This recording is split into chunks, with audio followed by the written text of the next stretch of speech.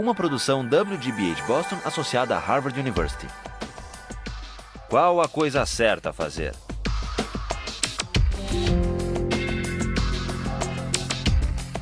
Justice, com Michael Sandel.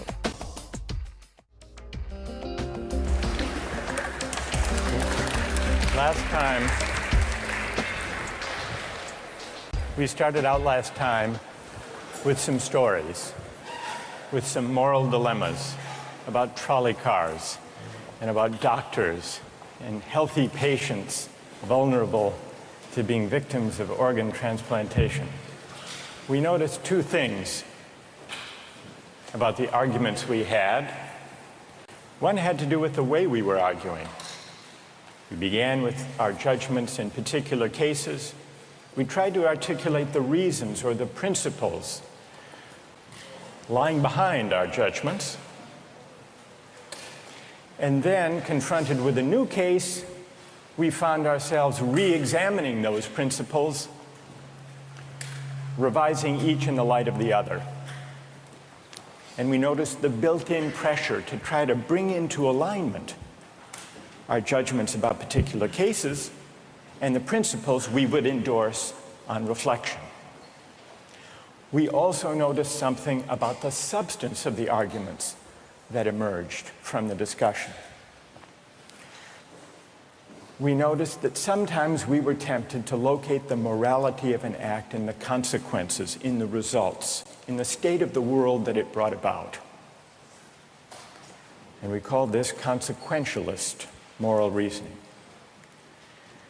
But we also noticed that in some cases, we weren't swayed only by the result.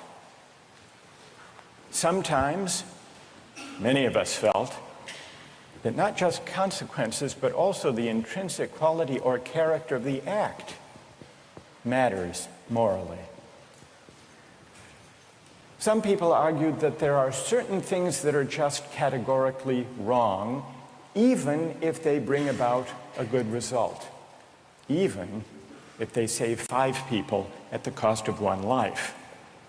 So we contrasted consequentialist moral principles with categorical ones.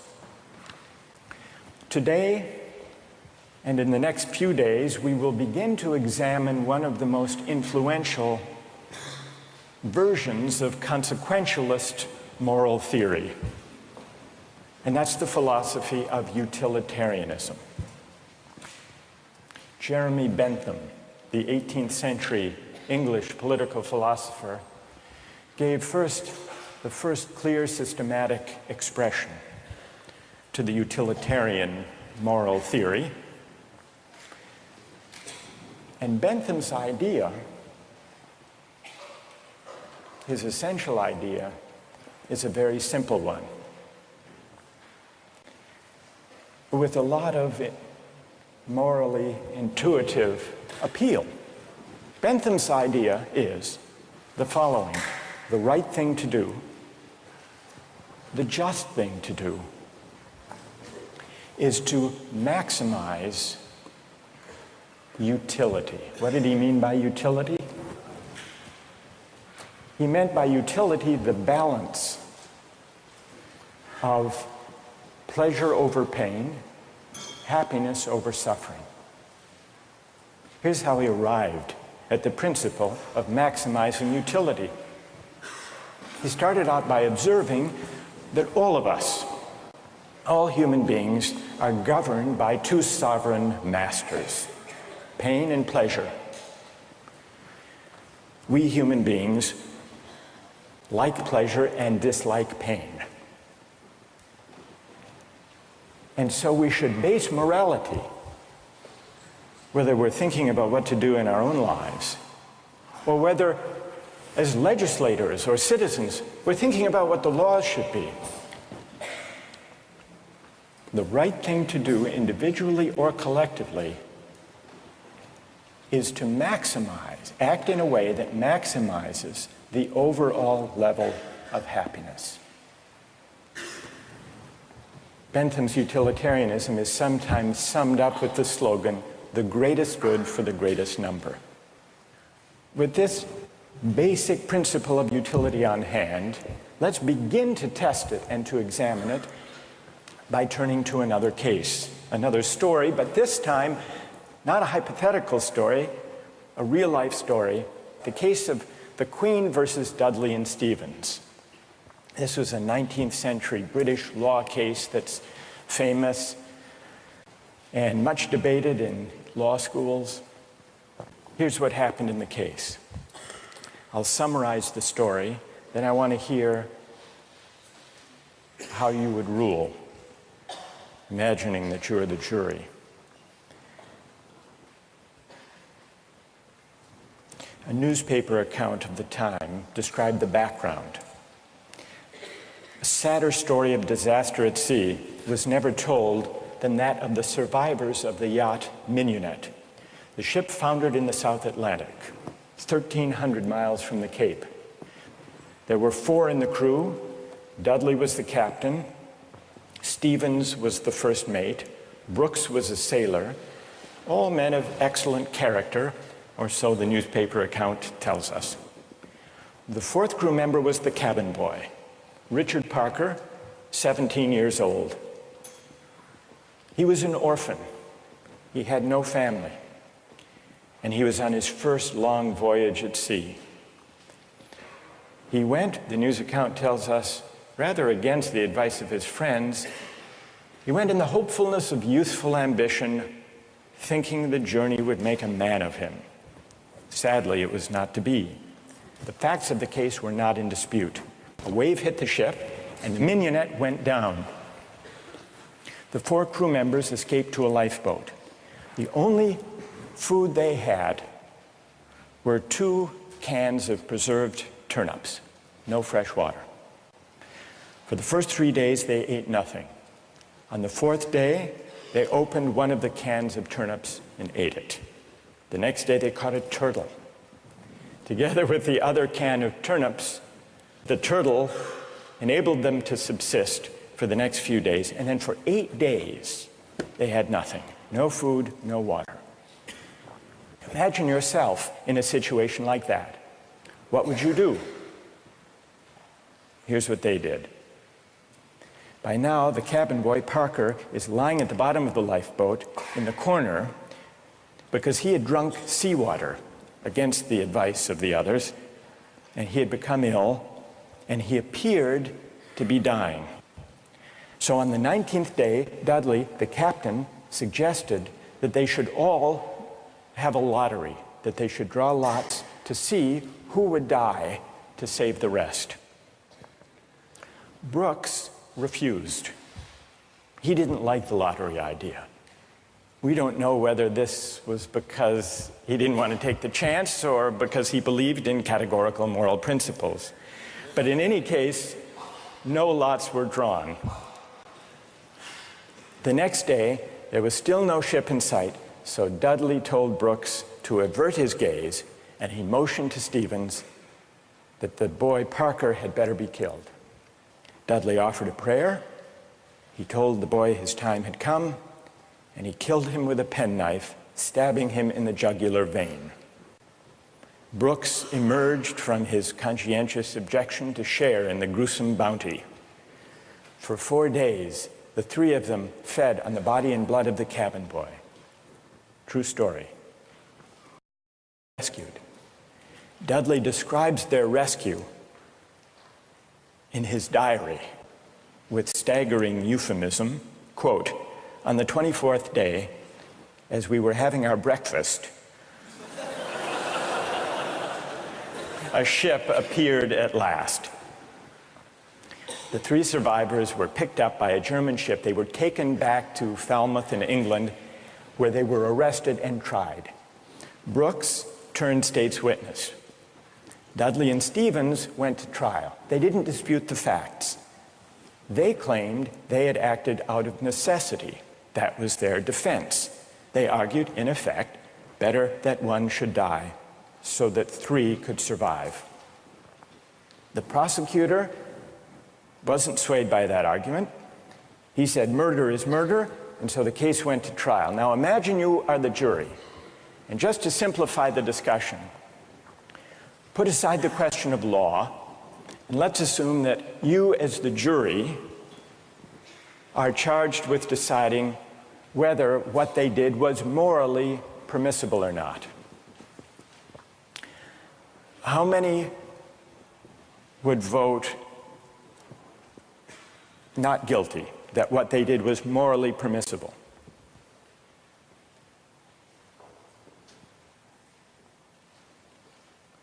And how many would vote guilty, what they did was morally wrong? A pretty sizable majority. Now let's see what people's reasons are, and let me begin with those who are in the minority. Let's hear first from the defense of Dudley and Stevens. Why would you morally exonerate them? What are your reasons? Yes? I think it is morally reprehensible, but I think that there's a distinction between what's morally reprehensible and what makes someone legally accountable. In other words, as the judge said, what's always moral isn't necessarily against the law. And while I don't think that necessity justifies theft or murder or any illegal act, at some point your degree of necessity does in fact exonerate you from any guilt. Okay, good. Other defenders, other voices for the defense, moral justifications for what they did. Yes? All right, thank you. I just feel like in a situation that desperate, you have to do what you have to do to survive. You have to do what you have to do. You got to do what you got to do, pretty much. If you've been going 19 days without any food, someone just has to take the sacrifice. Someone has to make the sacrifice, and people can survive. Right. And furthermore, from that, let's say they survive, and then they become productive members of society who go home and start like a million charity organizations and this and that and this and that. I mean, they benefit everybody in the end. Yeah. So, I mean, I don't know what they did afterwards. They might have gone and kill more people, whatever. But what? What if they went home and they turned out to be assassins? What if they weren't going home and turned out to be assassins?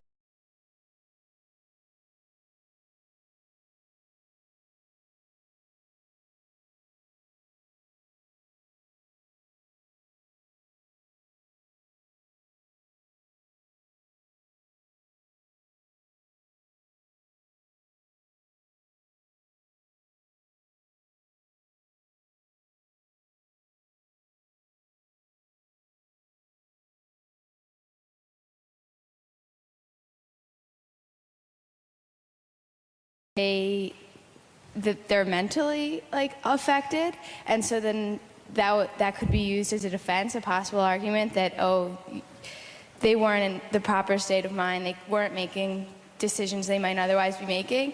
And if that's an appealing argument, that you have to be in an altered mindset to do something like that, it suggests that people who find that argument convincing do think that they were acting immorally. But I want to know what you think. You defend them. You vote.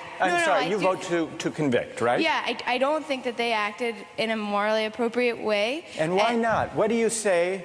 Here's Marcus. He just defended them. He said, you heard what he said. Yes. Yes. That you've got to do what you've got to do in a case like that. Yeah. What do you say to Marcus?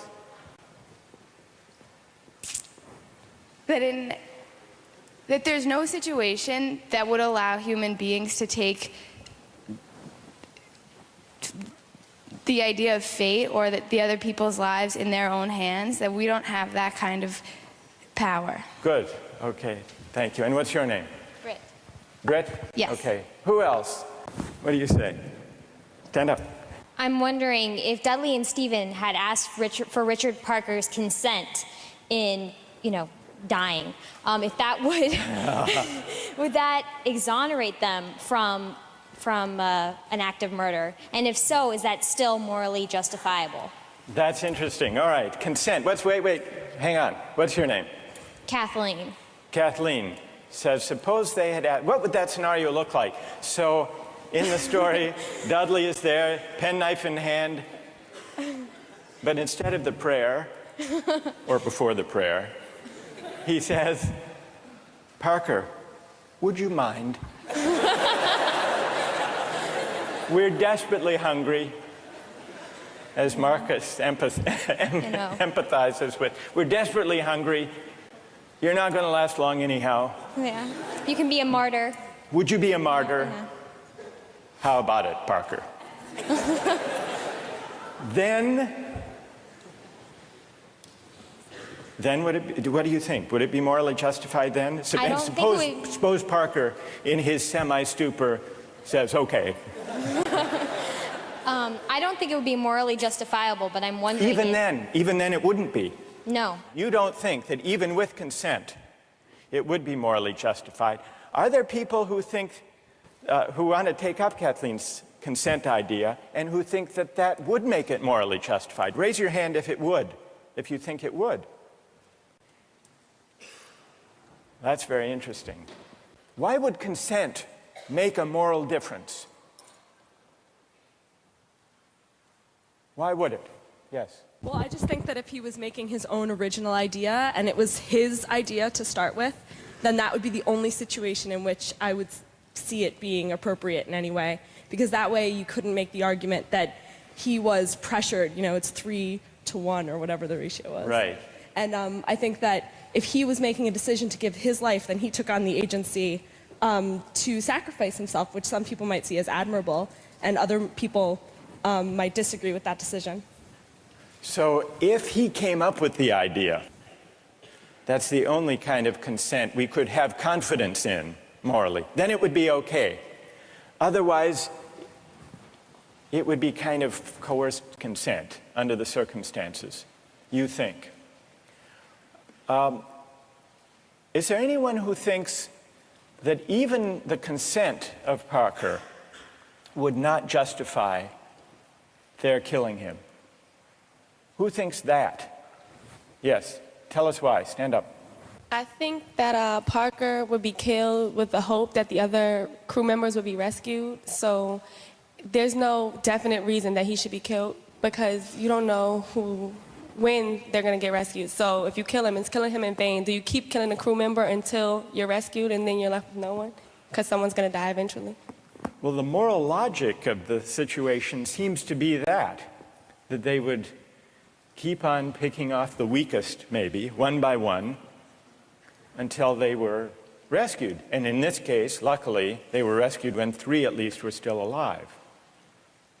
Now, if Parker did give his consent, would it be all right, do you think, or not? No. No. It still wouldn't be right. And tell us why it wouldn't be all right. First of all, cannibalism, I believe, is morally incorrect. So you shouldn't be eating a human anyway. So cannibalism is morally objectionable as such. So then, even on the scenario of waiting until someone died, still it would be objectionable. Yes, to me personally. I feel like it all depends on one's personal morals. And like we can't sit here and just, like this is just my opinion. Of course other people are going to disagree. But well, we'll see. Let's see what their disagreements are, and then we'll see if they have reasons that can persuade you or not. Let's try that. All right. Let's, now, is there someone who can explain, those of you who are tempted by consent, can you explain why consent makes such a moral difference? What about the lottery idea? Does that count as consent? Remember, at the beginning, Dudley proposed a lottery. Suppose that they had agreed to a lottery, then how many would then say it was all right? Suppose there were a lottery, cabin boy lost, and the rest of the story unfolded. Then how many people would say it was morally permissible? So the numbers are rising if we had a lottery. Let's hear from one of you for whom the lottery would make a moral difference. Why would it?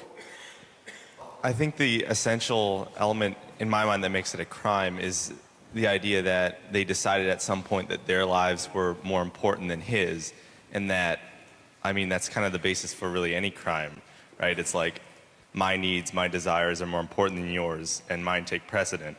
And if they had done a lottery where everyone consented that someone should die, and it's sort of like they're all sacrificing themselves to save the rest. Then it would be all right. A little grotesque, but... But morally permissible? Yes. And what's your name? Matt. So, Matt, for you, what bothers you is not the cannibalism, but the lack of due process. I guess you could say that. Right? And can someone who agrees with Matt say a little bit more about why a lottery would make it, in your view, morally permissible? Go ahead. The way I understood it originally was that that was the whole issue, is that the cabin boy was never consulted about whether or not something was going to happen to him, even with the original lottery, whether or not he would be a part of that. It was just decided that he was the one that was going to die. Right, that's what happened in the actual case. Right. But if there were a lottery and they'd all agreed to the procedure, you think that would be okay? Right, because then everyone knows that there's going to be a death. Whereas, you know, the cabin boy didn't know that this discussion was even happening. There was no, you know, forewarning for him to know that, hey, I may be the one that's dying. All right, now suppose everyone agrees to the lottery, they have the lottery, the cabin boy loses, and he changes his mind. You've already decided. It's like a verbal contract. You can't go back on that. You've decided, the decision was made. You know, if you know that you're dying for the, you know, the reason for others to live, you would, if someone else had died, you know that you would consume them, so that's right. But then he could say, I know, but I lost.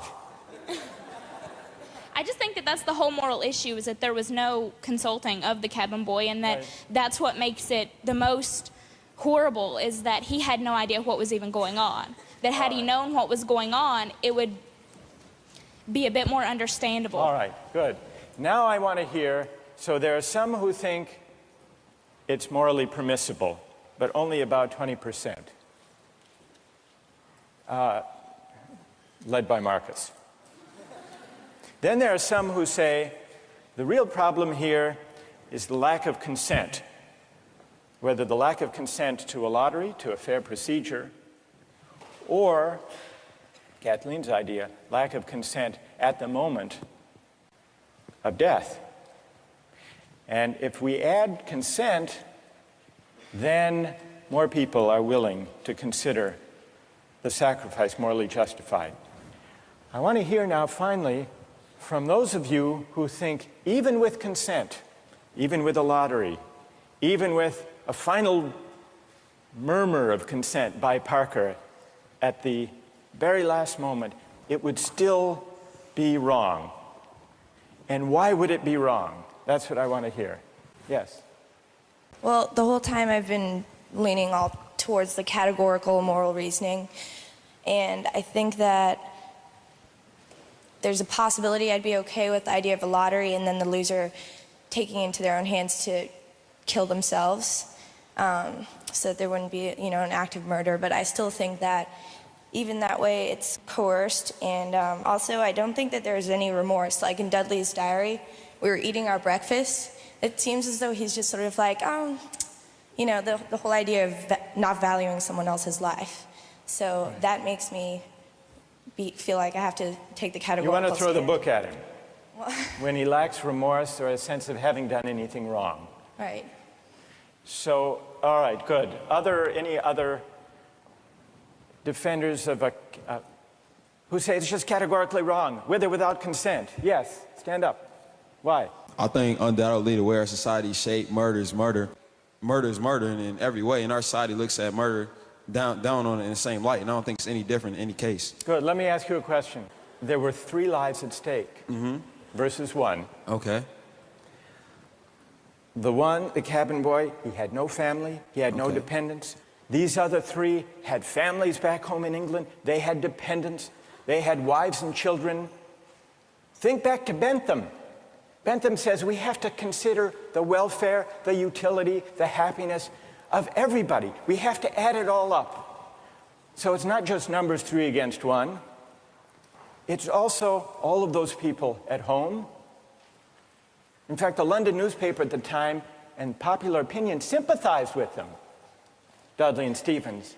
And the paper said if they weren't motivated by affection and concern for their loved ones at home and their dependents, surely they wouldn't have done this. Yeah, and how is that any different from people on a corner trying to have the same desire to feed their family. I don't think it's any different. I think in any case, if I'm murdering you to advance my status, that's murder, and I think that we should look at that all in the same light instead of criminalizing certain activities and making certain things seem more violent and savage. When in the same case, it's all the same. It's all the same act and mentality that goes into murder, necessity to feed your family. So suppose it weren't 3. Suppose it were 30, 300.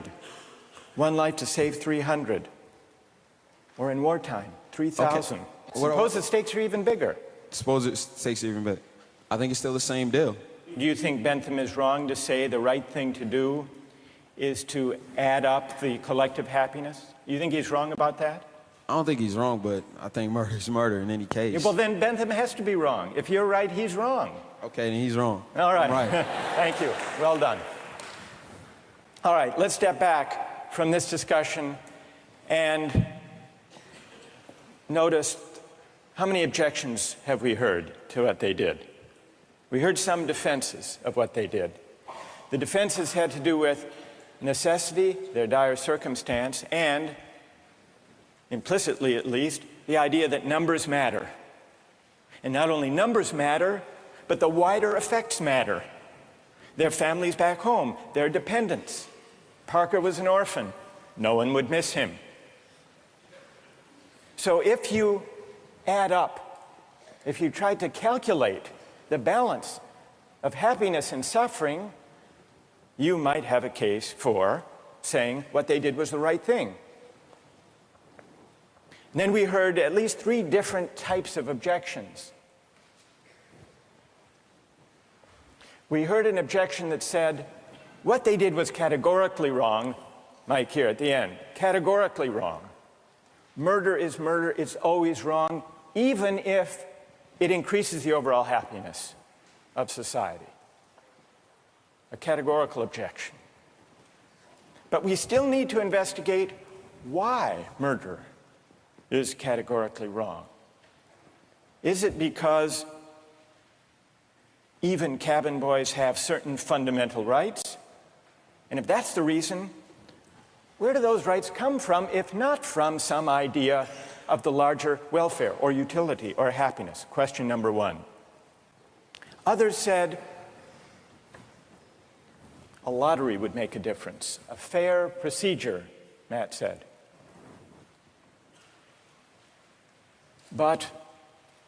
And some people were swayed by that.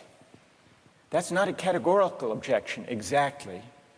It's saying everybody has to be counted as an equal, even though at the end of the day, one can be sacrificed for the general welfare. That leaves us with another question to investigate. Why does agreement to a certain procedure, even a fair procedure, justify whatever result flows from the operation of that procedure? Question number 2. And question number 3, the basic idea of consent. Kathleen got us onto this. If the cabin boy had agreed himself, and not under duress, as was added, then it would be all right to take his life to save the rest. And even more people signed on to that idea. But that raises a third philosophical question. What is the moral work that consent does? Why does an act of consent make such a moral difference that an act that would be wrong, taking a life without consent, is morally permissible with consent? To investigate those 3 questions, we're going to have to read some philosophers. And starting next time, we're going to read Bentham and John Stuart Mill, utilitarian philosophers.